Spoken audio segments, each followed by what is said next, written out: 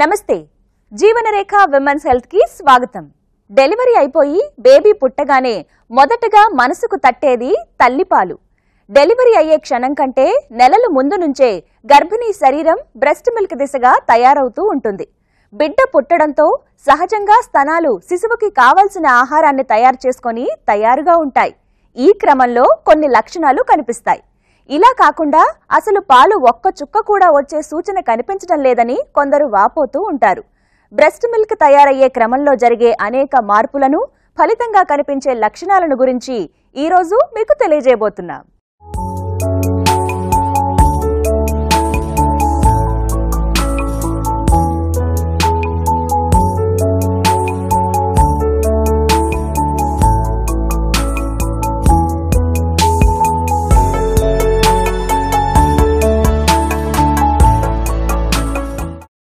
తల్లిపాలు అమృత సమానం.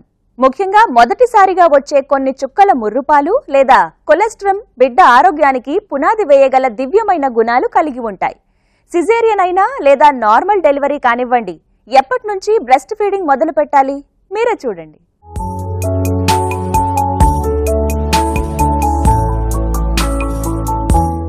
నవమాసాలు తల్లి గర్భంలో ఉండి పుట్టిన మరుక్షణం నుంచే తనకి కావలసిన ఆహారం తల్లిపాల రూపంలో పొందే అదృష్టం ప్రతి శిశువుకీ సహజంగా లభిస్తుంది. ప్రకృతి ఔన్నత్యాన్ని ఇంతకంటే చక్కటి ఉదాహరణతో చెప్పలేమేమో. ప్రెగ్నెన్సీ 3వ ట్రైమిస్టర్లో ఉండగానే గర్భిణీలో పాలు తయారయ్యే క్రమంలో పలు మార్పులు చోటు చేసుకుంటాయి. ఆమె స్తనాలలో ఉండే పాలగ్రంథులు ఈ దిశగా పనిచేయనారంభిస్తాయి. రీసెంట్ టైమ్స్లో ఇమీడియట్ బాండింగ్ చేస్తున్నాం. అంటే బేబీ ఇలా డెలివరీ చేయటమే బేబీని బ్రెస్ట్కి పెట్టేసి తల్లి ఫీడ్ ఇస్తున్నాం. అంటే ఇలా ఇచ్చినందువల్ల బాండింగ్ అనేది చాలా త్వరగా ఏర్పడుతుంది. ఎప్పుడైతే ఈ బాండింగ్ అనేది ఇమీడియట్గా డెలివరీ తర్వాత వెంటనే స్టార్ట్ చేస్తామో అప్పుడు పాలు చక్కగా రావటం. ఎంత ఎర్లీగా మనం బ్రెస్ట్ ఫీడింగ్ చేస్తే అంత ఉపయోగాలు తల్లికి బిడ్డకి కూడా ఉంటాయి. ఒక్కొక్కసారి సిజేరియన్ అయిన తర్వాత ఈ ఫీడింగ్ అనేది కొద్దిగా తల్లికి ఇబ్బందికరంగానే ఉంటుంది. ఎందుకంటే అప్పుడే ఆపరేషన్ అయ్యి కొద్దిగా గొప్ప పెయిన్ ఉండి ఎనస్థీషియాతో కొద్దిగా మత్తుగా ఉండటమో, లేకపోతే కాళ్ళన్నీ కొద్దిగా నమ్నెస్ ఉండటమో ఇలాంటివన్నీ ఉంటుంది. సో కాబట్టి సిజేరియన్లో కొద్దిగా ఒక 4 గంటల మనం తల్లికి రెస్ట్ ఇచ్చి ఆ తర్వాత నర్స్ అవనివ్వండి, లేకపోతే డాక్టర్ అవనివ్వండి, లేకపోతే పక్కనున్న తల్లి కానీ అత్త కానీ బేబీని బ్రెస్ట్కి పెట్టేసి తనకి కొద్దిగా అసిస్టెన్స్ ఇస్తూ యాజ్ ఎర్లీ యాజ్ పాసిబుల్ అక్కడ కూడా మనం తొందరగా ఫీడ్ చేయాల్సిన అవసరం ఎంత ఉంటుంది. శిశువు జన్మించిన వెంటనే తల్లి తన శిశువుకి పాలు ఇవ్వాలని చెబుతూ ఉంటారు. ఇవ్వాలి కూడా. శిశువు ఎప్పుడైతే అమ్మ చనుబాలు తాగడం మొదలు పెడుతుందో ఆ క్షణం నుంచి తల్లి శరీరంలో పాలు నెమ్మదిగా ఒక పద్ధతిగా తయారు కావడం మొదలవుతాయి. మొదటి చుక్క పాలు శిశువుకు ఇవ్వకముందు చాలా మంది బాలింతరు ఎదుర్కొనే సమస్య పరిమాణంలో పెద్దవై గట్టిగా మారి నొప్పి పెట్టే స్తనాలు. ఇలా ఎందువల్ల జరుగుతుంది మీరే చూడండి. ముర్రుపాలు కొద్ది మోతాదులో వచ్చిన తరువాత నెమ్మదిగా పాలు తయారు కావడం మొదలయ్యే క్రమంలో స్తనాల్లో జరిగే మార్పునే ఎంగార్జ్మెంట్ ఆఫ్ బ్రెస్ట్స్ అంటారు. ఈ కారణంగా రొమ్ముల పరిమాణం 1కి 2 పెద్దది కావడం, రొమ్ముల్లో విపరీతమైన నొప్పి, రొమ్ములు గట్టిగా మారడం, చనుమనులు చదునుగా మారడం, దీనివల్ల బేబీ పాలు సక్ చేసే వీలు కుదరకపోవడం, ఇవన్నీ కూడా బాలింతలెదుర్కొనే ఇబ్బందులే. చేతులు పైకి ఎత్తలేనంతగా బాహుమూలల దాకా ఈ గట్టిదనం నొప్పి వ్యాపించవచ్చు. ఇవన్నీ కూడా తల్లి పాలు పడే క్రమంలో జరిగే మార్పులే. బ్రెస్ట్ విషయానికి వస్తే బ్రెస్ట్ ఎంగాజ్మెంట్ అనేది ఒకటి ఉంటుంది. అంటే మీకు ఎక్కువగా పాలు ఎక్కువగా వచ్చేసినప్పుడు దాన్ని ఎంగాజ్మెంట్ అంటారు. కానీ ఇనీషియల్గా డెలివరీ అయ్యాక, నార్మల్ డెలివరీ అయినా సిజేరియన్ సెక్షన్ అయినాక ఫస్ట్ అయితే ఎంగాజ్మెంట్ ఉంటుంది. ఎంగాజ్మెంట్ అనేది బాగా ఉబ్బడం అనమాట. ఎందుకు ఉబ్బుతుంది ఇనీషియల్గా అంటే మీకు పాలు ఏమి రావు ఆ టైంలో. బ్రెస్ట్ ఈజ్ ప్రిపేరింగ్, అంటే పాలు రావడానికి అంతా ప్రిపేర్ అవ్వడం వల్ల బ్రెస్ట్లో పెయిన్ వస్తుంది, ఎంగాజ్మెంట్ కూడా వస్తుంది. ఆ టైంలో జస్ట్ మైల్డ్ పెయిన్ కిల్లర్ వేసుకుంటే సరిపోతుంది. అప్పుడు మీకు బ్రెస్ట్లో మిల్క్ వచ్చే సెన్సేషన్ కూడా కొంతమందికి తెలుస్తుంది. ఆ మిల్క్ వచ్చిన తర్వాత, నార్మల్గా మిల్క్ వచ్చిన తర్వాత దాన్ని ఆ ఎంగాజ్మెంట్ అనేది, ఇనీషియల్ ఎంగాజ్మెంట్ అనేది తగ్గిపోతుంది. వన్స్ మీకు బ్రెస్ట్ ఫీడింగ్కి మిల్క్ చాలా ఎక్కువగా వస్తున్నాయి, బాగా వస్తున్నాయి అన్న తర్వాత ఆ టైప్ ఆఫ్ ఎంగాజ్మెంట్ వేరు. ఆ ఎంగాజ్మెంట్ జనరల్గా 10 days తర్వాత మీకు అడెక్వేట్ మిల్క్ వచ్చినప్పుడు బేబీ ఎప్పుడైతే సక్కలు చేయలేకపోతుందో, ఎప్పుడైతే మీరు ఫుల్గా కంప్లీట్గా బ్రెస్ట్ని ఎంటీ చేయలేకపోతున్నారు. అప్పుడు గడ్డల్లాగా ఫామ్ అవడం మొదలుపెడుతుంది. ఫస్ట్ గడ్డల్లాగా ఫామ్ అయ్యి ఆ తర్వాత ఇన్ఫెక్షన్ స్టార్ట్ అవుతుంది. ఇన్ఫెక్షన్ స్టార్ట్ అయ్యి అది బ్రెస్ట్ యాప్సిస్ వరకు వెళ్ళే అవకాశం ఉంటుంది. ఇది ఇనీషియల్గా ఎంగాజ్మెంట్లో స్టార్ట్ అయ్యి పెయిన్తో స్టార్ట్ అయ్యి గడ్డగా స్టార్ట్ అయ్యి దాని మీద ఇన్ఫెక్షన్ వచ్చి యాప్సిస్ లాగా ఫామ్ అయ్యి చీమ్ కూడా వచ్చే అవకాశం ఉంటుంది. ఎప్పుడైతే పాలు తయారు కావడం, బేబీ సరిగ్గా బ్రెస్ట్ ఫీడ్కి అలవాటు పడి తాగడం నేర్చుకోవడం ఇవన్నీ క్రమంగా జరుగుతాయో అప్పుడు పాల ఉత్పత్తి బేబీ డిమాండ్కి తగ్గట్టుగా మారి ఇంతకుముందు చెప్పుకున్నట్లు నొప్పులేవైతే ఉన్నాయో అవన్నీ వెనకబడతాయి. కొందరిలో ఇది వారం రోజుల్లో సాధ్యపడితే ఇంకొందరికి మరికాస్త ఆలస్యం కావచ్చు. ఇదంతా కూడా తల్లి శిశువు ఇద్దరి మీద ఆధారపడి ఉంటుంది. నిపిల్ సోర్నెస్ అంటే చనుమొనలు బ్రెస్ట్ ఫీడ్ మొదలుపెట్టిన మొదటి కొద్ది రోజులు నొప్పి కలుగచేయడం. ఇదంతా కూడా శిశువు సక్కింగ్కి అలవాటు పడే క్రమంలో జరిగే మార్పు. దీనివల్ల నిపుల్స్లో పగుళ్లేర్పడతాయి. కొందరిలో బ్లీడవుతాయి కూడా. తల్లి బిడ్డకి పాలు ఇచ్చినప్పుడు నొప్పిగా ఏదో రకంగా ఫీలింగ్ ఉంటుంది. 2-3 డేస్ వరకు అలాగా ఉంటుంది. మిల్క్ పాలు ఇచ్చిన కొద్దీ ఆ నొప్పి అన్నీ తక్కువ అవుతుంది. తల్లి బిడ్డకు పాలిస్తే ల్యాచింగ్ అంటాం. ఆ ల్యాచింగ్ పొజిషన్ మేము డెలివరీ కాగానే నర్సులు డాక్టర్లు చూపిస్తాం. బిడ్డని ఎట్లా ఎత్తుకోవాలి, ఎట్లా ఫీడింగ్ చేయాలి, 2 ఫింగర్స్తో నిప్పుల్స్ని గైడ్ చేసి కరెక్ట్ పొజిషన్లో పట్టుకోవడానికి నేర్పిస్తాం. ఏదో కారణం వల్ల ఆ ల్యాచింగ్ కరెక్ట్గా ఉండకపోతే బిడ్డ నిప్పుల్స్నే సక్ చేసిన కొద్దీ ఆ నిప్పుల్ సోర్ అయిపోతుంది. That is called as nipple soreness. చాలా మట్టుకి క్రీమ్ కానీ ఏదో నిప్పుల్ షీల్డ్ వాడితే నిప్పుల్ సోర్నెస్ తనగానే 2-3 డేస్లో బిడ్డకు పాలిచ్చిన కొద్దీ సోర్నెస్ తక్కువ అయిపోతుంది. తల్లిపాలు తయారయ్యి బిడ్డ వాటిని తాగడం నేర్చుకునే కొద్ది రోజుల పాటు స్తనాలలో కలిగే ఇబ్బందిని ఎదుర్కోవలసిందే. ఎప్పుడైతే తల్లి దగ్గర పాలు తాగేందుకు శిశువు అలవాటు పడుతుందో అప్పుడు బ్రెస్ట్ ఫీడింగ్ ఒక పెయిన్ ఫ్రీ పనిగా మారిపోతుంది. కాకపోతే ఈలోగా కొంత ఉపశమనం కోసం వేడినీటి కాపడం పెట్టుకోవడం లాంటి ఉపాయాలను అనుసరించవచ్చు. బ్రెస్ట్ ఎన్గాజ్మెంట్ తల్లి పాలు ఇవ్వడానికి స్టార్ట్ చేస్తే చాలా మట్టుకి నొప్పి, బరువు అవన్నీ తక్కువ అయిపోతుంది. బ్రెస్ట్ సపోర్ట్ ఇవ్వమంటాము. తర్వాత గంటకి తల్లి బిడ్డకి పాలిస్తుండాలి. ఒకవేళ ఈ స్టేజ్లోనే కేర్ తీసుకోకపోతే నెక్స్ట్ ఇన్ఫెక్షన్ అయ్యే ఛాన్సెస్ ఉంటుంది. ఆ ఇన్ఫెక్షన్ మెల్లగా పస్ కలెక్షన్కి నెక్స్ట్ స్టేజ్, అదే బ్రెస్ట్ యాప్సెస్ అంటాం. ఇటు పరిస్థితిలో ఆ యాప్సెస్ని కూడా డ్రైన్ చేయాల్సి పడుతుంది. ఆ డ్రైన్ చేసినప్పుడు మళ్ళా బిడ్డకి పాలు ఇవ్వకుండా కొన్ని రోజులు అలాగే ఆపాల్సి పడుతుంది.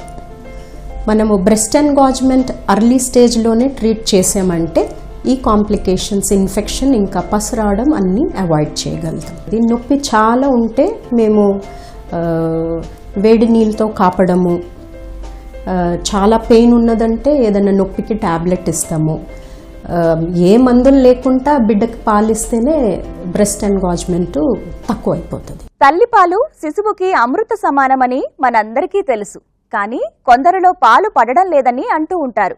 శిశువు పుట్టిన 1 లేదా 2 రోజులకి తమ వంతు ప్రయత్నం చేసినా కూడా పాలు పడడం లేదంటే కంగారు పడుతూ ఉంటారు. బిడ్డకి ఆహారం ఇవ్వకపోతామేమో అనే ఆవేదన కూడా ఉంటుంది. మరి పాలు పడకపోవడం అనేది నిజంగా ఒక సమస్యేనా? మీరే చూడండి.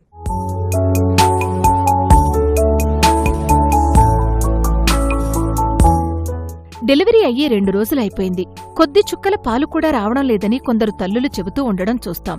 ఈలోగా కుటుంబ సభ్యులు కంగారుపడి బేబీకి ఆకలేస్తుందేమో అని శిశువుకి పైపాలు పట్టమని తల్లికి సలహా ఇస్తుంటారు. ఇక్కడ 2 విషయాలు అందరూ తెలుసుకోవాలి. మొదటిది, శిశువు పుట్టడంతోనే ఆకలితో పుట్టదు. రెండవది, తల్లి దగ్గర పాలు డెలివరీ అయిన వెంటనే తయారు కాకపోవచ్చు. డెలివరీ అయిన 2 నుంచి 3 రోజులకి ఇవి మొదలవుతాయి. ఈలోగా తల్లికొచ్చే మొదటి పాలు అంటే ముర్రుపాలు శిశువుకి పోషణ కోసం సరిపోతుంది. ఇది ఒక చిన్న చెంచాడు పరిమాణంలో వచ్చినా సరే అవి సరిపోతాయి. ఈ కొలెస్ట్రాల్ అనేది బేబీకి చాలా ఇంపార్టెంట్. అది ప్రీటర్మ్ బేబీ అయినా కానివ్వండి, టర్మ్ బేబీ అయినా కానివ్వండి, ఈ ముర్రు పాలల్లో మనకి బేబీకి ఇంపార్టెంట్ అంటే ఎస్పెషల్లీ మీకు ఇమ్యూనిటీ ఇచ్చేవి అంటే ఇమ్యూనోగ్లోబులిన్స్ అని చెప్తాం. ఇవన్నీ కూడా చాలా ఎక్కువగా ఉంటాయి. వీటితో పాటు విటమిన్స్ కూడా దొరుకుతాయి అందులో. ఇవన్నీ హై లెవెల్లో ఉండడం వల్ల బేబీకి అవి ఇవ్వడం వల్ల బేబీకి ఇమ్యూనిటీ అనేది పెరుగుతుంది. ఇనీషియల్గా బేబీ పుట్టినప్పుడు దానికి ఇమ్యూనిటీ లెవెల్స్ అంత హైగా ఉండవు. ప్లస్ చుట్టుపక్కల సడన్గా ఎక్స్పోజ్ అవుతుంది కదా ఎన్విరాన్మెంట్కి, మేబీ మామూలుగానే ఇన్ఫెక్షన్స్ ఎక్కువగా వచ్చే ఛాన్స్ ఉంటుంది. అట్లాంటివి ప్రివెంట్ చేయడానికి ఇది బాగా హెల్ప్ చేస్తుంది. జనరల్గా పుట్టిన పిల్లలకి కొంతమందికి రెస్పిరేటరీ అంటే జలుబు ఎక్కువగా ఉండడము, లోయర్ ట్రాక్ట్ ఇన్ఫెక్షన్స్ రావటము, మోషన్స్ ఎక్కువగా రావటము, ఇవన్నీ ప్రాబ్లం ఉంటాయి. ఇవన్నీ ప్రాబ్లమ్ను అది ప్రివెంట్ చేయగలుగుతుంది. కొలెస్ట్రాల్ కనుక మీరు ఇవ్వగలిగితే అందులో ఉన్న ఇమ్యూనోగ్లోబులిన్స్ వల్ల బేబీకి ఇమ్యూనిటీ పెరిగి ఇవన్నీ ప్రివెంట్ చేయగలుగుతాము. ఇవి 6 అవర్స్ తర్వాత నుంచి మినిమం 24 అవర్స్ వరకు వస్తాయి. కాబట్టి ఫర్ ఎవ్రీ 2 అవర్స్ బేబీకి కనుక అది ఫీడ్ చేయడం వల్ల బేబీకి కూడా హెల్ప్ఫుల్ అవుతుంది. కొందరు తల్లులు తమ శిశువుకి పుట్టిన వెంటనే పాలు ఇచ్చే పరిస్థితి కలుగకపోవచ్చు. వారి స్వంత నిర్ణయం మేరకు ఇవ్వకపోనవచ్చు. ఇలాంటి వారికి ఒక సందేహం వస్తుంది. స్తనాలలో పాలు తయారుగా ఉన్నా కూడా ఇవ్వకపోతే అవి అలా ఉండిపోవడం వల్ల మరింత ఇబ్బంది పడవలసి వస్తుందేమో అని. ఇది ఎంతవరకు నిజం మీరే చూడండి. శిశువు జన్మించిన 3-4 రోజుల్లోపు తల్లికి బోలెడన్ని పాలు తయారవుతాయి. తల్లిపాలు శిశువులకి శ్రేష్టమైనవే అని తెలిసినా కూడా ఒక్కోసారి తల్లి తన పాలతో బేబీకి ఫీడ్ చేయలేని పరిస్థితి ఉండొచ్చు. ఇటువంటప్పుడు తల్లి దగ్గర ఉన్న పాలు బేబీకి ఇవ్వాలా లేదా అనేది కొన్ని కండిషన్స్ మీద ఆధారపడి ఉండొచ్చు. పాలు మొదటిసారిగా పడే ముందు కనిపించే ఎంగార్జ్మెంట్ కండిషన్లో భాగంగా రొమ్ములు రాళ్లలా గట్టిగా మారి నొప్పి పెట్టడం, ఇవన్నీ పాలివ్వలేకపోవడం వల్ల మరింత ఎక్కువవుతాయేమో అనే సందేహం వస్తుంది. కొన్ని కారణాల వల్ల తల్లి తన పాలు బిడ్డకి ఇవ్వలేని కండిషన్స్లో, సపోజ్ యాక్టివ్ ఇన్ఫెక్షన్స్ ఏవో ఓరోఫెరింజియల్ ఇన్ఫెక్షన్స్ ఉన్నాయి, యాక్టివ్గా బేబీకి ఇవ్వలేని కండిషన్స్ అవనివ్వండి, లేదు తల్లి బిడ్డ చాలా దూరంగా ఉన్నారు కొన్ని రీజన్స్ వల్ల. సో ఒకవేళ బేబీ వేరే చోట ఎక్కడో NICUలో అడ్మిషన్ అయ్యి ఉంది, సో కొన్ని కారణాల వల్ల తల్లి పాలు బిడ్డకు పంపించలేకపోతున్నామన్నా, లేకపోతే పుట్టిన బిడ్డ కొన్ని కారణాల వల్ల చనిపోయినా, ఇలాంటి కండిషన్స్లో మనం తల్లి పాలు ఇవ్వనప్పుడు సో మనం జనరల్గా బ్రెస్ట్ ఎంగార్జ్మెంట్ అనేది చూస్తుంటాం. అంటే బ్రెస్ట్ మొత్తం పాలతో నిండుకుపోయి అదొక పెయిన్ఫుల్ కండిషన్ అనమాట. సో జనరల్గా ఒక్కొక్కసారి ఎస్టాబ్లిష్ కాకపోతే మిల్క్ ప్రొడక్షన్ అనేది ఎస్టాబ్లిష్ కాకపోతే, సో బేబీ సక్లింగ్ లేనప్పుడు ఒక్కొక్కసారి ఈ మిల్క్ ఫస్ట్ కొద్దిగా హెవీనెస్ బ్రెస్ట్లో కాజ్ చేసిన మెల్లగా ఆ సక్లింగ్ రిఫ్లెక్స్ లేకపోవడం వల్ల హార్మోన్ ప్రొలాక్టిన్ హార్మోన్ అనేది మెల్లగా తగ్గుకుంటూ ఒక్కొక్కసారి ప్రొడక్షన్ అనేది తగ్గిపోతుంటుంది. ఒక్క ఆసక్తికరమైన విషయం ఏంటంటే, బేబీ పాలు తాగడం మొదలుపెట్టి తాగుతూ ఉంటే శిశువు డిమాండ్ మేరకు మాత్రమే పాలు తయారవుతాయి. ఒకవేళ ఏదైనా కారణాల వల్ల తల్లి కనుక పాలివ్వడం లేదంటే పాల ఉత్పత్తి నెమ్మదిగా తగ్గిపోతుంది. నెమ్మదిగా అంటే కొద్ది రోజుల్లో లేదంటే కొన్ని వారాల్లో కావచ్చు. ఈ లోపల కొంత ఇబ్బంది అయితే తప్పదు. ఒక్కోసారి ఎస్టాబ్లిష్ అయిపోయిన తర్వాత ఏమవుతుంటుందంటే ఈ ఈస్ట్రోజన్ ప్రొజెస్ట్రాన్ డెలివరీ అయిపోయినాక తగ్గిపోయి ప్రొలాక్టిన్ హార్మోన్ ఎక్కువగా రావడం వల్ల మిల్క్ ప్రొడక్షన్ అట్లాగే కంటిన్యూ అవుతూ ఒక్కోసారి నిప్పుల్స్ నుంచి లీకేజ్ అవుతూ అది ఆ ఇబ్బందే కాకుండా బ్రెస్ట్ అంతా పాలతో నిండుకొని తల్లికి చాలా పెయిన్ఫుల్గా ఉంటుంటుంది. సో ఇలాంటి కండిషన్స్లో తల్లి ఏం చేయాలి? ఒకటి, చాలామంది అనుకుంటారు బ్రెస్ట్ మిల్క్ ఎక్స్ప్రెస్ చేసేసి పడేసేయాలి, అంత ఎక్కువగా ప్రొడ్యూస్ అవుతుంది కాబట్టి దాన్ని పడేసేయాలని. కానీ అది తప్పు. సో బ్రెస్ట్ మిల్క్ ఎప్పుడైతే ఎక్స్ప్రెస్ చేస్తామో ఇంకా అది రివర్స్లో ఎక్కువగా మిల్క్ ప్రొడ్యూస్ చేస్తుంటుంది.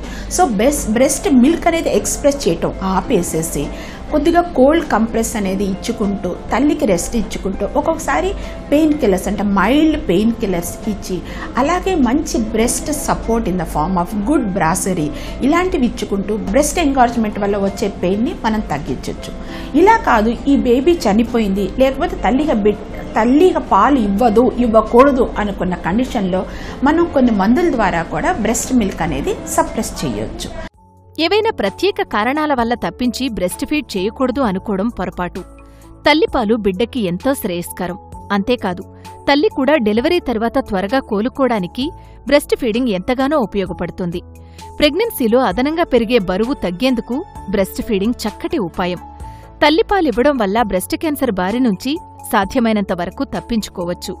ఏవైనా ప్రమాదకర ఇన్ఫెక్షన్స్ ఉంటే బ్రెస్ట్ ఫీడ్ చేయకూడదేమో అనే సందేహం కూడా కొందరు తల్లులకుండొచ్చు. హెచ్ఐవి, టీబీ ఉన్న తల్లులు కూడా తమ శిశువులకి పాలివ్వొచ్చని వైద్యులు చెబుతున్నారు. ఎప్పుడైనా కూడా తల్లికి ఏ ప్రాబ్లం లేదు, యాక్టివ్ ఇన్ఫెక్షన్స్ లేదు, ఇంక్లూడింగ్ మనం హెచ్ఐవి పాజిటివ్ పేషెంట్స్ కూడా మనం బ్రెస్ట్ ఫీడింగ్ ఇవ్వమనే చెప్తున్నాం. సో మనం బ్రెస్ట్ ఫీడింగ్ అనేది, తల్లి పాలు అనేది ఒక అమృతం, ఒక ఔషధం. సో బిడ్డకి ఎప్పుడు తల్లి పాలు అవసరం కంపల్సరీ ఉంటుంది. ఎప్పుడైతే తల్లి ఒక షెడ్యూల్ ప్రకారం ఎవ్రీ 2 to 3 hours బేబీకి ఫీడ్ ఇస్తూ ఉంటుందో అప్పుడు బ్రెస్ట్ ఎంగార్జ్మెంట్ అనేది మనం అరుదుగా చూస్తుంటాం. ఒకవేళ ఉన్నా కూడా దానికి ట్రీట్మెంట్ తీసుకుంటూ బేబీకి బ్రెస్ట్ ఫీడ్ కంటిన్యూ చేయాలే తప్ప బ్రెస్ట్ మిల్క్ని మనం సప్రెస్ అనేది చేయకూడదు. రూమింగ్ ఇన్ అంటే డెలివరీ తర్వాత తల్లి బిడ్డని ఒకే దగ్గర ఉంచడం. అది రూమ్ కానివ్వండి లేదా వార్డైనా. ఒక పక్క అలసిన బాలింత ఎప్పుడెప్పుడు నిద్ర తీద్దామా అని ఉంటుంది. అప్పుడే పుట్టిన పసికందు గురించి టెన్షన్ ఒకవైపు. అలాంటప్పుడు బేబీ కడుపులో ఉన్నప్పుడే హాయిగా ఉంది అనుకునే తల్లుల్ని కూడా చూస్తాం. కుటుంబ సభ్యుల సహాయ సహకారాలు ఇలాంటి క్షణంలో ఎంతగానో అవసరం పడతాయి.